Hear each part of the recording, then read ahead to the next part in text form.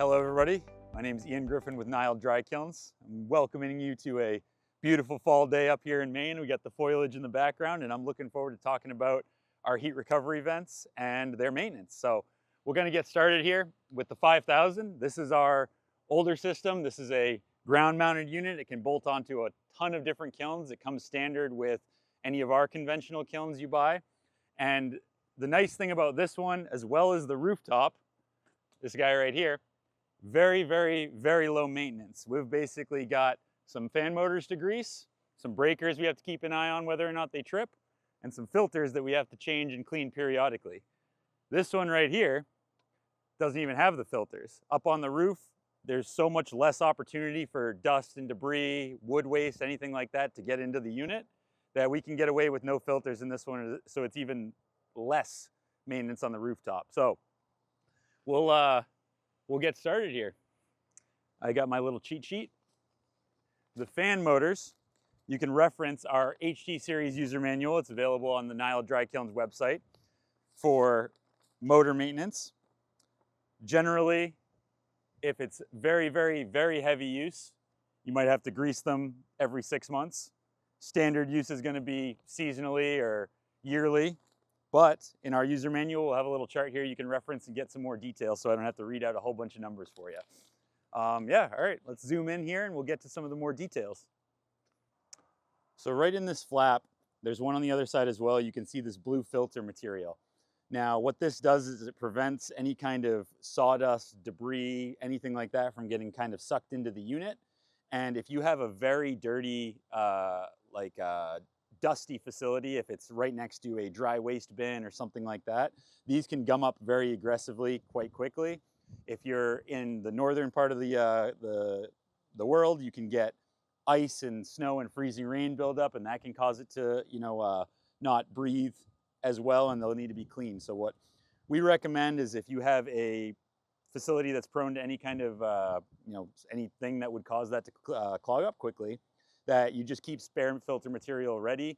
You can pull it out, swap it in, you can rinse it off, blow it off, clean it off, and continue to use it. As long as you can still see some light going through that when you shine it up, then the filter can kind of keep being reused. So over on this side, it's just some thumb screws to open it.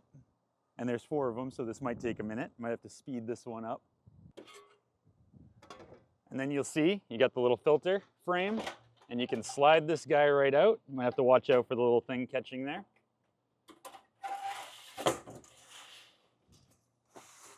Just like that.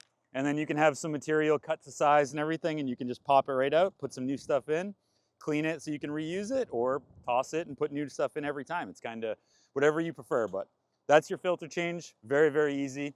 There's one just like this on the other side of the 5000. And again, these aren't in the Rooftop units at all.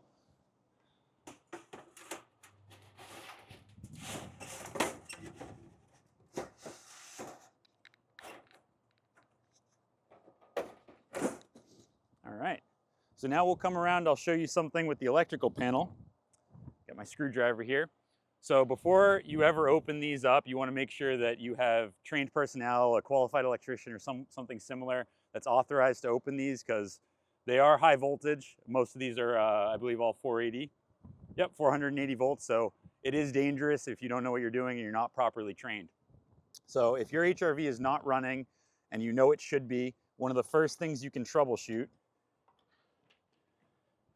is your variable frequency drive right here. So we use a couple different models in some of our units, some PowerFlex, some Unitronics. It depends which particular unit, but sometimes this will trip out and you can reset it with the green button right there and your HRV may spin right up. You also have some breakers here that can sometimes trip if you get a power surge or something similar. You can reset those as well, but again, I can't stress enough, you want to make sure you have qualified, trained personnel anytime they're working in this panel with the high voltage.